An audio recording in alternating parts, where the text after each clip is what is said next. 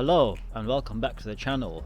In this video I'm going to show you how to plant Fritillaria bulbs. These are amazing, gorgeous flowers, almost have a tropical presence in the garden. However, these bulbs do require some attention, and it's not just a simple case of putting them into the ground. I'm going to show you exactly what to do and what to do correctly. When you take your bulb out of the packaging, this is what it will look like. Now you want to make sure first of all that it's firm to the touch. There's no signs of rot or damage. Now this one looks perfect. However, there's something that you need to keep in mind. Every bulb will have this hole in the middle of it. Now this is where people make the biggest mistake. They plant this bulb straight into the ground like this, with this cavity facing up. The problem with that is when it rains or when you water it, the water will settle into that space there and eventually rot the bulb. And that is one of the main reasons why these don't flower every year, because of water rotting the bulb. So I'm going to show you how to place this in the ground correctly with a couple of tips that will guarantee your flowers grow next year. I'm going to plant the bulb in this border here, just before the viburnum. So in spring there's this nice gap that needs to be filled, and I'm hoping that the Fritillaria will do that for me. So let's get down there and I'll show you exactly how to plant this correctly. If you haven't already, don't forget to smash that like button and subscribe to the channel, and share this video with your friends and family to help them out in their garden as well. Now I've already prepared the hole here. It's about 10 inches deep, which is fine, and in fact you can go deeper if you like, even a foot, because these bulbs are quite big, but a minimum of 10 inches is good. Now if you remember earlier, I showed you this bulb and I said that it's got a cavity in the middle of it.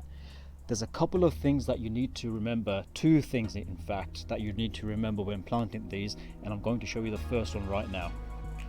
The first thing you need is drainage. Now the reason for drainage is because it will make sure that the water doesn't collect where the bulb is going to sit and rot it away. Now all you need for this is just some pebbles will do. You can collect them from around the garden, smaller the better, it doesn't really matter what the size is, and you just put it into the hole that you've created. Now the second most important thing when planting this is you plant this bulb on its side. You don't plant it like that.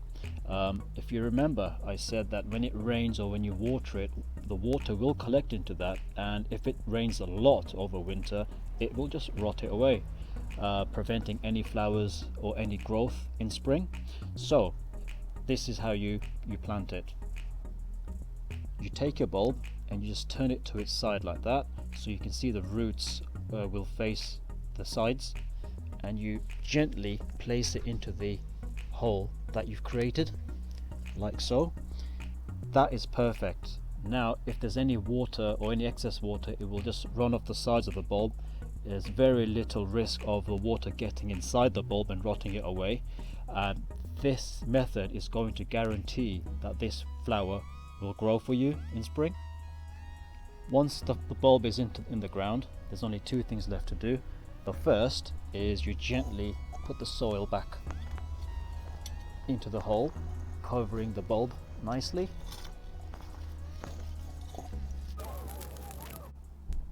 The second thing to do is, of course, to label it. The reason why I do that is because I generally forget exactly where I've planted the bulb, so this not just gives me a reminder where it is, but also what I've planted.